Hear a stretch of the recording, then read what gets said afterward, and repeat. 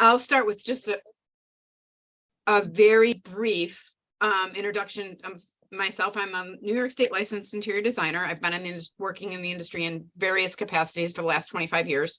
This has really always been my passion to work in healthcare, behavioral health, senior living. So a couple years ago, I obtained my my EDAC credential, which is basically taking research in healthcare and overlaying it over the built environment. It has a lot to do with how we inform the built environment in spaces for healing or aging. And I decided that I wanted to start this pro bono mission of sort of going out and educating folks in my own community as to other options for aging in community, because I see that there's a dire need for different opportunities for facilities. And I could also, and I was told that everybody was going to tell me. I started working with the Corning Area Aging in Place. That was sort of where I got my foot in the door in the community. Since then, I have presented to numerous organizations and sat in on many calls, and also have continued to do research over other models in housing and care models, and sort of try to synthesize all the best practices in those models into something that I thought could really work in our communities. It's been very well received by various folks, but now it's really that piece where I have to start creating partnerships, because that's what this is really going to take, with like a nonprofit or profit developer and other healthcare organizations, in order that we can inform the operations of the model. Does anybody have any questions about that yet so far? So I will go ahead and jump into the slides. This is a consolidated presentation. If anybody wants to know more about some of the other models I've looked at, or has a question on a specific portion of it, feel free, and we can always do a side meeting, or I can elaborate on something. But I try to condense it so there's time for questions and interactions, because I always learn from these calls, and then I use that information to further inform the model. So I will jump in to, okay. Can you see that?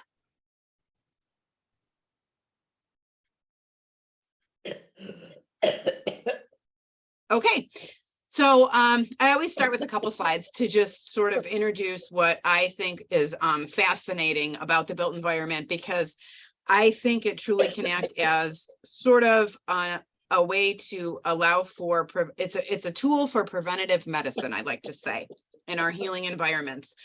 This is one aspect of biophilic design. You may have heard of that before, sort of modeling our buildings after nature. The idea here is prospect and refuge, in which this individual feels safe and confined in this little space, but also has the opportunity for engagement. And I think that this is so important in the facilities that we design for our elders, because you do need that safety and the security, but you also want that opportunity for interaction and socialization. Another one of the primary reasons that I felt that I needed to go out and do a lot of community engagement is because there's so many sources of research and just so much knowledge in the field of architecture that could assist in really resolving some of the challenges that we have in our healthcare industry right now. And I don't think they're necessarily tapped into. Maybe you are familiar with some of these different organizations. I'm guessing that you've probably engaged with some of the equity by design through the AARP. AARP is a wonderful resource. But the Center for Health Design, Generations United, SAGE, all of these, just great resources. And again, I say the idea of just using architecture as a tool for preventative medicine. This is just one situation. I know the CDC recently did a big campaign, so to speak, on fall prevention, and 60% of the time falls happen in the home. And we all know what falls end up meaning a steady decline oftentimes, because there's other issues involved after that, hospitalization and such. So when we design our environments with the appropriate interventions to prevent falls, it can really save money. I think, and I have found through my community engagement that there is not necessarily, folks don't necessarily make all the connections to how we can save money if we design our spaces appropriately. Circadian lighting, for example, there's so much research available on how that affects dementia, and different cognitive decline situations and issues. And we don't always have control over these types of things in our own individual single family homes. It's very difficult to obviously, change out folks' lighting. I mean, that's just not going to happen in individual family homes. So after a lot of research and looking at ADUs and looking at several different models, this one really intrigued me. This is not any sort of skill level house. This actually sits on Garden Spot Village, which is a full CCRC. They have different various levels of care on their campus. But in this particular home is not any level of care, but 5 women live here, unrelated women. They didn't know each other. And they moved in order to have a collaborative living situation. And I really thought to myself, this seems like something that makes sense to me. This was the floor plan of that building. I sort of studied this and felt that there needed to be, or I would like to see, obviously, corridors widened up more. And I felt that there needed to be, when you're talking about living with unrelated folks, I felt that there needed to be a little bit more semi-private space, or transition from private to public. Same situation here. This is another model. This is in New Jersey. It is being developed by the United Methodist Communities, which I love this model. In terms of, this is specifically for those with dementia. I should say that I don't necessarily agree with the idea of segregating those with dementia, because I think that with the lifespans that are available to us now, that we will all have some form of cognitive decline or dementia related illness at some point in time. So I think, and particularly as well, with when you're talking about spouses and one has a dementia related illness and one doesn't, I mean, we wouldn't want to separate them. So this particular model is meant to be intended for a dementia village. But again, 7 folks living together, obviously private bedrooms and baths, and then they have communal areas such as the living and dining area. Again, I felt that I like the idea behind it, but the corridors are very narrow. To me, that just still makes it feel a little bit institutional due to the narrow corridors and the individual rooms just directly off the corridor. This is a model, one of the greenhouse homes. I'm sure that you're familiar with the greenhouse homes, small skilled nursing homes. I am also an advocate of those. I guess I should have stated in the beginning that I feel that there's going to need to be a variety of solutions to the challenges that we have with our aging population. I don't think there's going to be one solution. I love the greenhouse models as a skilled nursing home. They typically have 12 to 14 folks, and that is a licensed model. But I do think that we are going to need other solutions, because in many cases that model's unaffordable. And the goal here is to have a mid-market alternative. I was just on a call this morning with someone from Guthrie, and we were discussing how there's opportunities for very, very low income and supports for very, very low income. And then there's obviously those that are of a higher socioeconomic status can afford to private pay. But then there's the mid-market, where I sit. Like, my husband and I talk about these things and we say, what are we going to do someday? So we need to support that mid-market. Anyways, sorry, I got off track a little bit. This is one of the floor plans of just one of the greenhouse models. The architectural floor plan can look very, very different in every model for the greenhouse. So this is just one. What I like about this is that they really have expanded those corridors. There really isn't a corridor.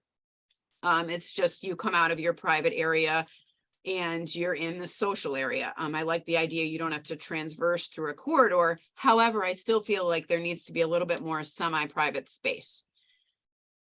So this is sort of the architectural model that I've been trying to inform through what I'm being told by my community for the last couple of years. The idea being that it would be residential, co-living. You could move in here when you were independent and stay here through palliative or hospice care if that was required.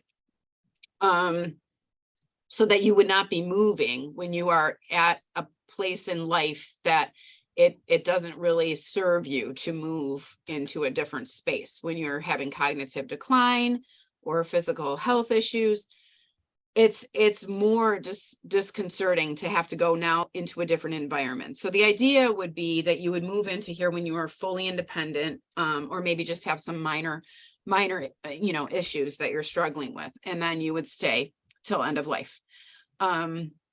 So I'll start over on this side. Again, the idea is to have this has to fall within the code for residential, which is something that I've tried to work with different code officials on.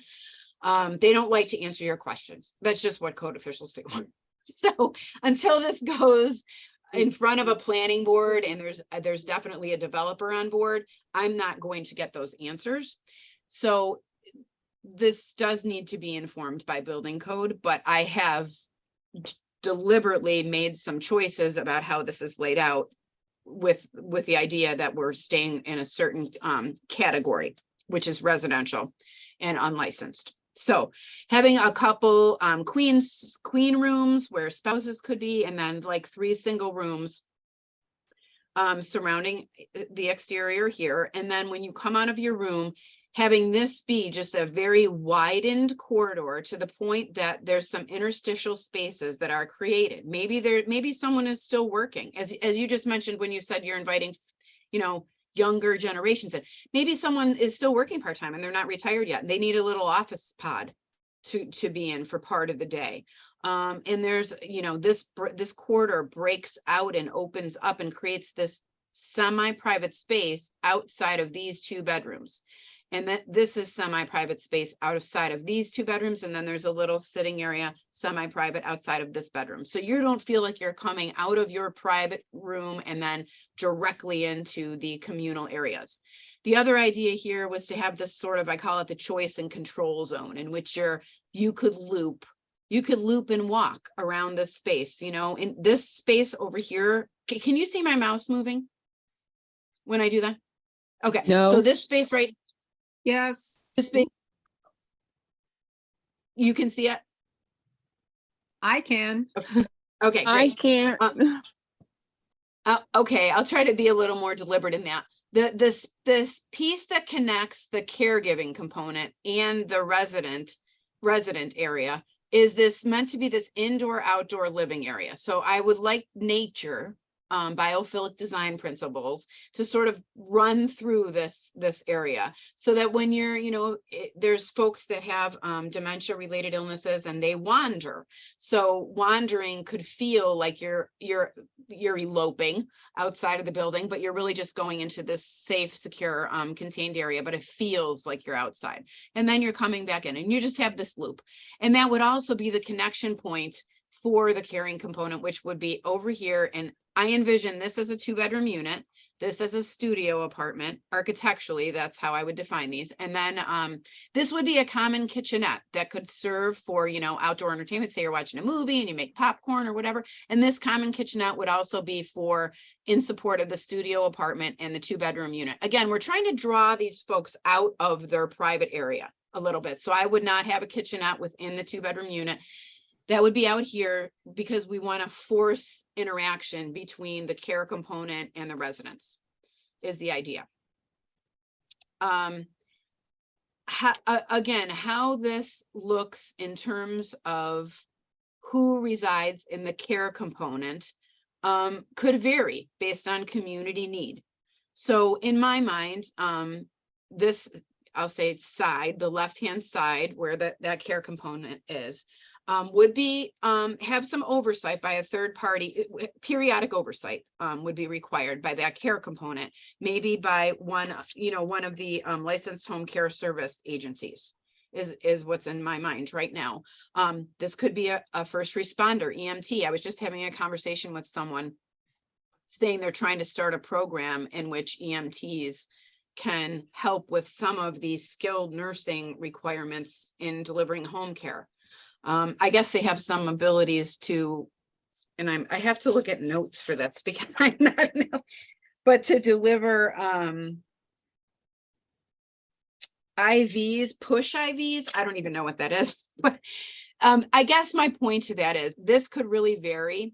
And the idea, though, is that on this part of the floor plan would support affordable housing for our caregivers, whoever that is. If it's 2 university students that are in healthcare majors, I talked to my son about this. He's a nursing student at at Western Carolina University. And I asked him, would you ever do this? Would you be willing to do a semester or 2? Or if someone was going to give you very affordable housing or pay for your housing, I mean, he's paying his own rent. He feels the pain. Student housing is ridiculous right now. I have 2 kids in college. I can't believe it. And I said, would you ever do that? And he said, if I was with a buddy, yeah, if I was with a friend.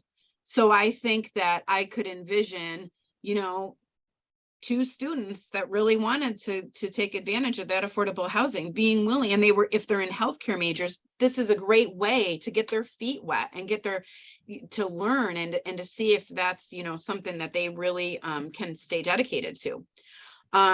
Could it be a CDPAP, consumer directed personal assistant? I'm sure you're familiar with that. Now there's, a daughter can go through an agency and become her mom's and her aunt's, let's say, caregiver. Maybe they need someplace to live, a small studio apartment, and then they end up being able to be the CDPAP for the other residents as well. But some level of low level care, a CNA, or a home health care aide of some sort, and then I have also thought about the studio apartment being the transient piece or the shift worker. Maybe that's an EMT rotational. Maybe there's a 55 plus volunteer with the seniors helping seniors, or similar to what you're talking about. Maybe there's a younger senior that comes in and stays there to assist with small, changing the light bulbs, as you mentioned, different activities that need to happen, but don't necessarily need to happen by a healthcare professional. And then but there's a CNA here that can manage some of those other more healthcare related issues. Also, the thought of the transient piece being a temporary rehab space if someone needs to be in rehabilitation for a week or 2. Or what if, there's a mom in the sandwich generation that is raising teenagers, and Johnny has a soccer tournament on a weekend and they have an elderly parent living with them. Maybe this is a place for that elder Airbnb where that elderly parent can have someplace fun and with other folks their age to stay for the weekend while they take Johnny to the soccer tournament. I envision so many families, and particularly women, being absolutely torn between care of teenagers and care of parents, because that in-home care relies so heavily on family. And I think we all want what's best for our parents, but there's only so many hours in a day. So this model, I really feel, needs to be managed as a residential model. So we need to limit the number of residents that retains the property within residential code. It needs to be affordable to mid-market. And and allow access to housing for caregivers. I mean, this was just in the paper over the summer here in Elmira that our caregivers don't have access to affordable housing. I mean, wouldn't this be a beautiful way to do it, to have it directly adjacent to the people that need the care? Transportation is one of the #1 reasons, from what I hear from those home health care agencies, why folks don't come to work. They have caregivers on the daily that don't show up. And the #1 reason is transportation. And the #2 is childcare. But the idea too would that this would also be purposeful living. So when you moved into this model, you would have roles and responsibilities. You would have jobs within the home.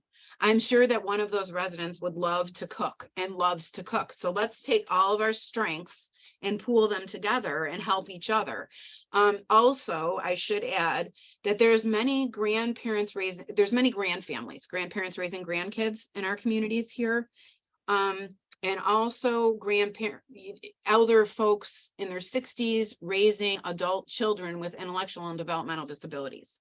So this doesn't necessarily, another reason why I wanted it to fall under residential and not be licensed, is so that this can be an intergenerational community. Otherwise, how do we support those in their 60s and 70s that are raising children that have intellectual and developmental disabilities? So a lot of hopefully resident to resident caregiving due to naturally, authentically formed relationships, inclusive of different age groups, as I just mentioned. But the idea of separating physical space from the care, to me, we need to define what is middle income housing cost, what can folks afford for rent. That is what you pay to live here, plus some other association fee, is it like you would be in a condo, and an oversight fee. So what do you pay to live here with this low level of care component directly next to you?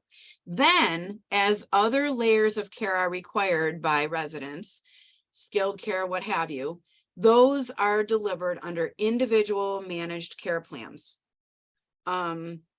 Through the certified healthcare agencies that have been in place. I do think the model supports this. Is just a quick slide showing how it supports many of the social determinants of health, from education. So I believe that we could educate students in this model if they were alongside a CNA and living in eating, sleeping, breathing this. It provides economic stability. It still creates social and community context, neighborhood and environment, of course, and it distributes healthcare. We're not going necessarily, we don't have to have, I'll give you another example. So Caton, I've met with a Caton planning board. Apparently there's several elderly folks that live in Caton. It's a beautiful area. They don't want to leave the area. They don't want to leave the community, but they really would like some support out there. And this type of model is really being really well received in that area. So again, the idea that the care would be managed on an individual basis. So maybe this individual this resident up here has a private pay HCBS, home health care based services. And maybe this individual has that as well, or this couple has that, but it's a different home care based service. Then, and this is another one of those terms that I'm not really too familiar yet, but I was discussing this with the Office of the Aging in my area, and there's this item, the pool trust spend down, and could the funding that comes through that pay for the care? And then again, another model that individual maybe gets care delivery through a CHAA. And then maybe this is the 12-year-old granddaughter of the 70-year-old couple that lives up here. Maybe that individual doesn't need a care plan at all. So we've completely separated the care from the physical built environment. I think that is a way to make it affordable. This is just illustrating how the model might naturally become intergenerational.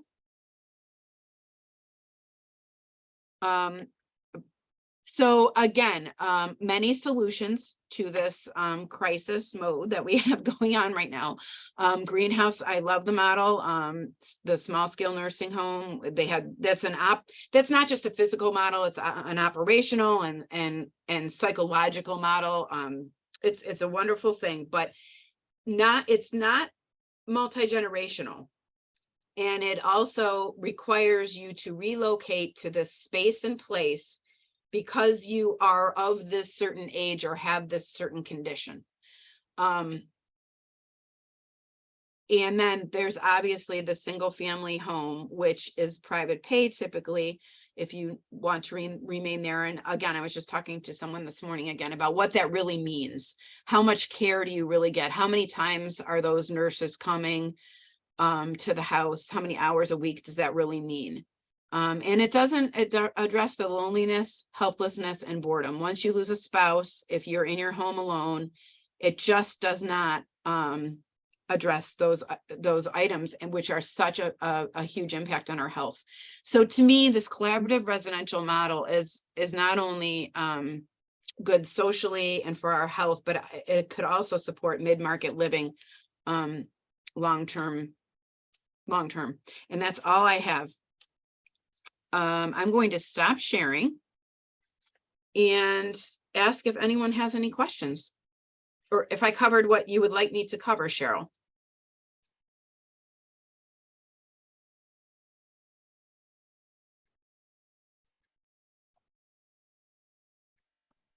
Cheryl's not on, but that was wonderful. Thank you, Christine. I see Okay. that Phoenix, or is that Suzanne, has a question? Oh, Cheryl's not on. I didn't realize that. Okay. It's okay. Okay. Actually, thanks, Leslie.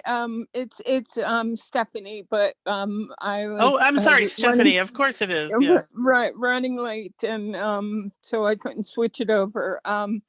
Uh, Thank you for your presentation. I was wondering, however, because I understand going through this with a mother-in-law, that we ran into the problem of there's a state law in New York that says unless the, for my example, mother-in-law is able to actually feed herself and transfer into a wheelchair, they are not allowed in the state of New York to keep them in the same place. Are you aware of that law? And if so, is there any way of getting around that? So I guess I would have to understand, so that if you are not allowed to feed yourself or wheelchair transfer, then you can't stay in the same place as someone who's independent? No, unless for example, for us, it was my mother-in-law, and she was being transferred from a place that had that type of facilities where, but you actually transfer to different places, and it's really, really traumatizing to transfer an individual, especially in dementia and whatnot. Yes. And sometimes you lose them in the process, but our family went through this whole ordeal of they really wanted my mother-in-law to be able to get more focused attention to the dementia and care. And so we went through all these family, talks and whatnot. And we found out that here in New York, unless the client or patient, whatever label you choose to use, is capable of feeding themselves and or transferring to a wheelchair, there is a New York state law that says that you cannot remain in the same place. You have to go on to a different place. So are you aware of that? And I wasn't aware of those. Yes, I was not aware of that specific criteria. I would offer that that supports the idea of this being a residential model, a home. This is just a home, and it is not licensed. And I know some, you know, they feel when I say, and I guess I should come up with another term, but when it's not licensed, there aren't those rules and regulations. You're really, so the care component on the left side, those folks would be regulated. It's not as if there would be no one watching to make sure they were doing their job, because they would be, the oversight would come from whatever agency that they were working through. But the intent here is to have mother-in-laws move in when they're fully ambulatory and stay there until they're in a hospital bed. And I know that seems altruistic, but I think that if we did it the right way, because there's been so many programs to allow for the delivery of care in single family homes, and having this other care component right on site, like literally actually living in the home, it seems to me that that could happen. I mean, there's some days, I got to be honest, that I get up and I think, who is to say that this would have to be licensed? Because if you build it, as long as you maintain it under residential code, there are rules about how many unrelated individuals can live together, and it's 5. But I'm trying to push this to say, okay, these 2 spousal units are actually, they're related. Like if they want to be there, they're related, they're a couple. So that's 1, 2, 3, 4, 5. So that's 7. So I'm sort of pushing the envelope there, which is why it needs review. But I don't know if I hope I'm answering your question. The goal here would be to avoid that scenario that you're speaking of right now. Yeah, To avoid that. there was also a situation that I was in, and this was in Maryland, which has different laws and all that other kind of stuff, where I I'm severely disabled, et cetera, and one of the things that I got help with was I was a recipient of subsidized housing, and I was given permission because it was during the time that I was in this specialized program that I fell ill. So of course I got that necessary help during that time. But when I graduated, they were like, you know, we can't just throw you out there, you know, on your own and without any assistance. So they did give me a subsidized option thing to where I could find somebody in exchange for, similar to what you're talking about, but different, in exchange for giving somebody room and board, etc. And so I agree with your concept. I just, you know, and I really liked the visuals of the space, because one of the things that I'm having difficulty with myself is because I'm so ill and have various illnesses, I have to stay locked in. And I agree with you wholeheartedly that the loneliness and whatnot, not being able to, I'm a nature person, and not to be able to see nature and, you know, be surrounded by it or whatnot. I do what I can to substitute for that, but it really, especially in the wintertime, is very hard on me. And so I, you know, I just wondered if you understood that, because we went through it, and you know, the mother-in-law, we were considering having the mother-in-law put here into a specialized dementia program, but then we found out that you know, that she would have to be moved once she wasn't able to transfer or feed herself, and so she got transferred to another family unit farther away, and so it's unfortunate. Yes, It's it is. unfortunate because when these things start to happen, that's when we start moving people around, and that just Yes. worsens the situation. Yeah, and lots of times they don't. She managed, but you know, and it turned out to be a positive thing, but it took a long time for her to adapt to that transfer because she did the ahead of time planning, which I also thank you because, you know, people don't generally think of that. And a lot of people say, oh, you know, that's not going to happen or whatever. And then the family is left not to know. But she did her homework and whatnot. And she went into a residential program that had all that end of life stuff to it down in Maryland.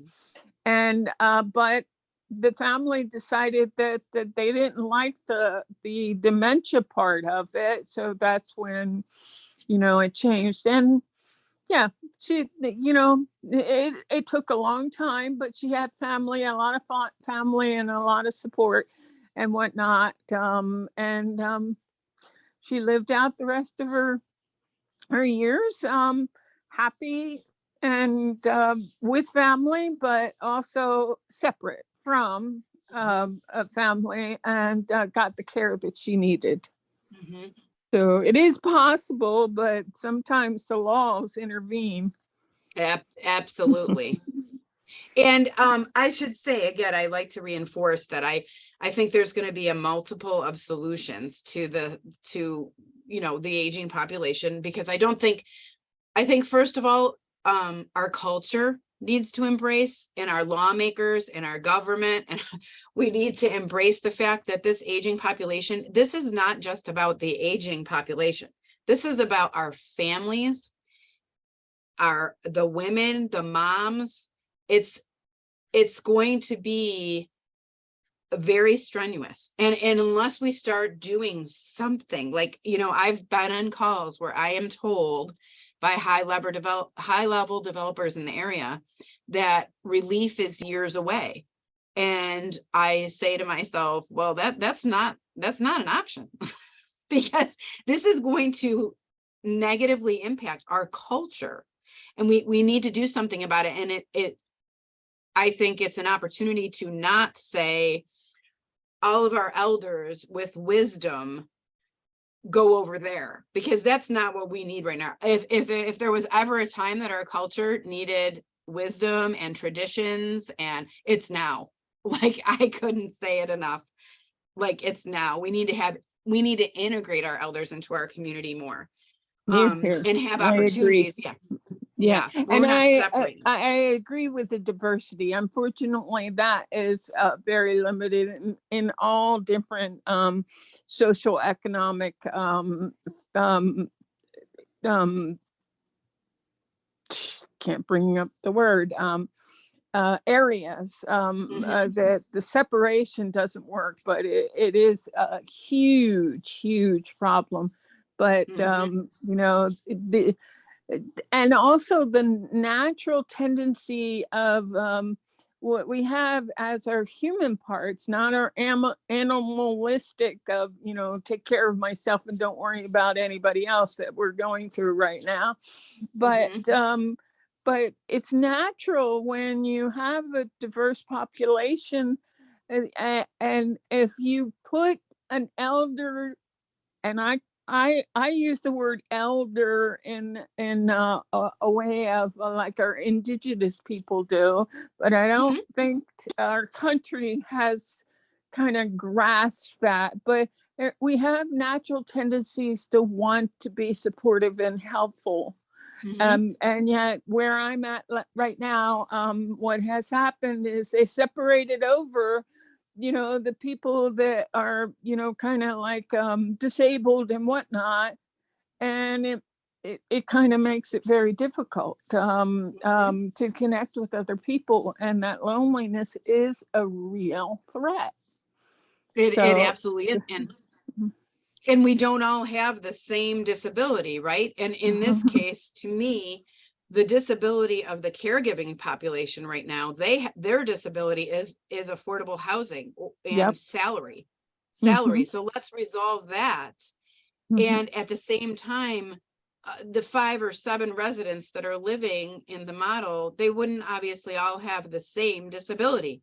So we can help each other and create and thereby lessening naturally the burden on the caregivers. And as you just mentioned, the wisdom, I think it would just be such an interesting experiment to see how the wisdom of those elders actually supported in a way that the caregivers didn't even realize. You know, once you have relationships built, it's not just a job anymore. You know, there's relationships there that makes you want to do your job. I just think there's so many wins, but we just need to build one. Yeah. That's what There so was many a- people there- have told me. You need to build one and then use that to, you know. There was another question, so I'm going to go on mute. Thank you very much for your presentation. Thank you for your questions.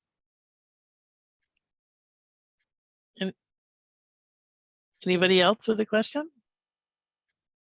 Yeah, I'll go ahead and ask mine. Even I stuck some Sure. in our chat. So in your model is, because you're saying that you want to keep it within the residential framework within the Code. community. Yeah, code. So is this owned by a developer, by the residents, by an agency? So how does that align with what you want? Very good questions. And that is why, and that's sort of where I've been from the beginning, to try to get a group of folks together and a developer on board to inform the operations and the ownership of it. For example, I have a developer and a landowner in a local county. You know, the landowner's always had a passion for doing something for seniors, and the developer has been trying to sort of figure out the density of her piece of land and put some, apartments there. And now they're interested in this model. But this particular developer said he doesn't necessarily want to run it, and who would run it. So there would have to be some sort of property manager.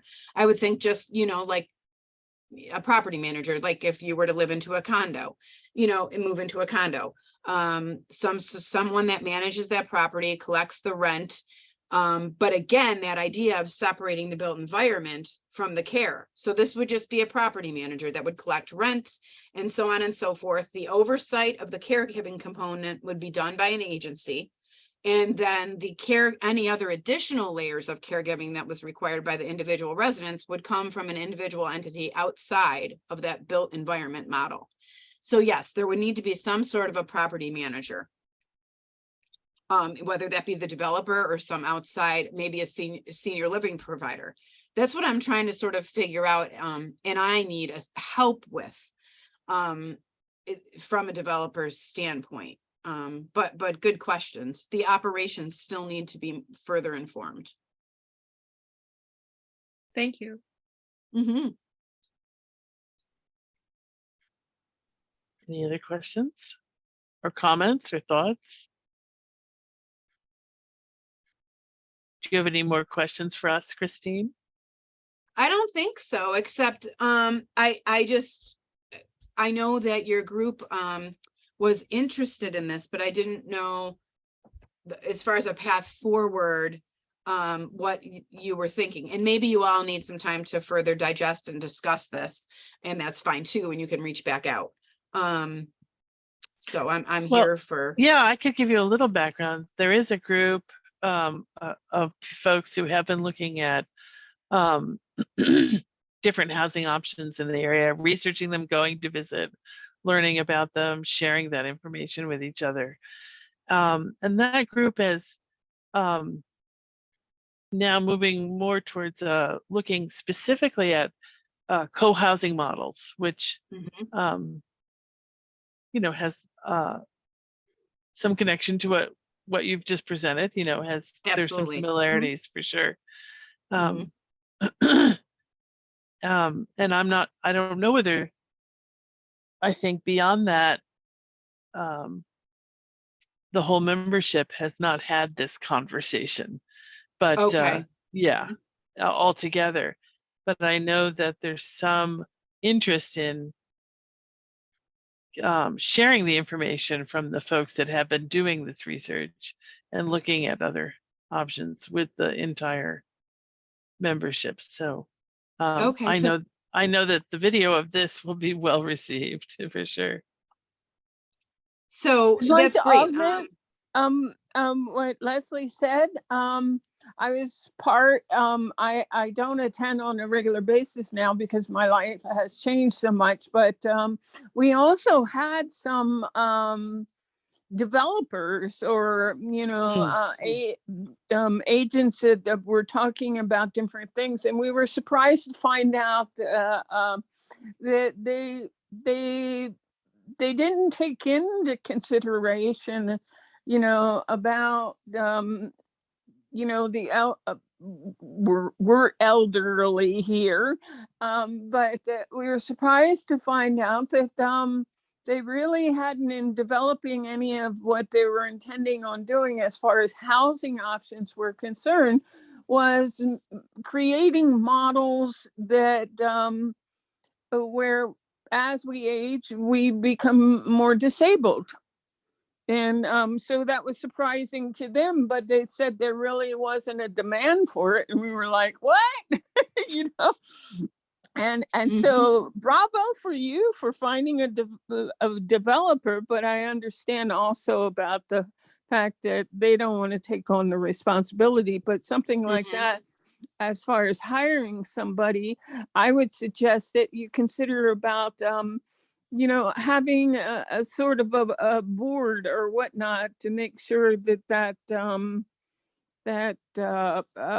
manager or whatnot, isn't left with the burden, and there's some kind of a way, especially in startups on these kind of things, that the input from various people that have the experience or family members or whatnot can have an investment in it,